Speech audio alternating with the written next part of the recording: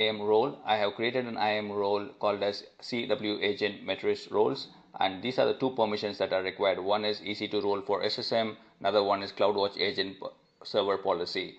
Create a role and also create a server which will use this role as well.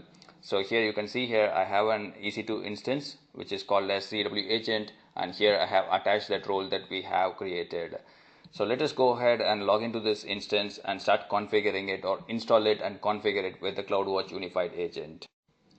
Here I am in my EC2 instance. I'm going to download it by using the W8 package. I'm going to put this URL in my description field so that you can go ahead and pick it up from there. The location doesn't change. Amazon keeps updating the latest versions there.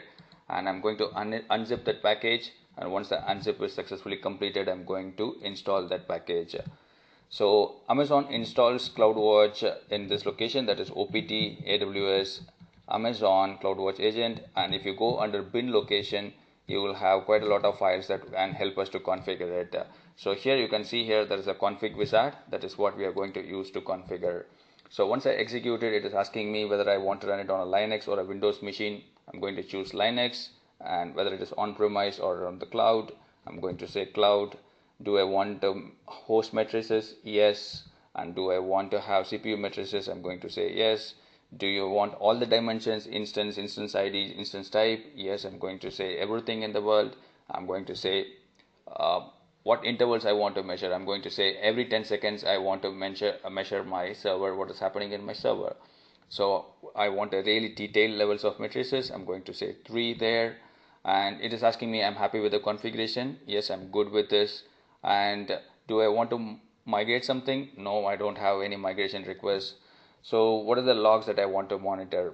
So I'm going to say yes, I would like to monitor my var-log messages, and say yes. I'm going to say yes to that. Do I have any other logs? I'm going to say no to that. And do I want to store it in the parameter store? Usually people put it into a parameter store so an entire application group can have a common group settings that we just now created. In this case we are setting up only one machine, so I'm going to choose to that. And now this file has been created. If I go here, I can see a new file called as config, and I'm just going to open it so we can put that into a new namespace. So you see here there is an matrices, and I'm just going to say I'm going to add a new field here. I'm going to call it as namespace, and then I'm just going to give it a new name as well. I'm just going to call it extended matrices. I'm just going to make sure the syntax is valid. Everything appears fine, so I'm just going to save this file, and now let us go ahead and configure it. Before configuring it, we want to make sure the CloudWatch agent is in stopped state. I'm just going to check that. We are going to say that the way to check it out is -m EC2 and then -a status. So I'm just going to confirm that. In case if your agent is started by any reason, you can go ahead and stop it by using this command. Let us go ahead and confirm that.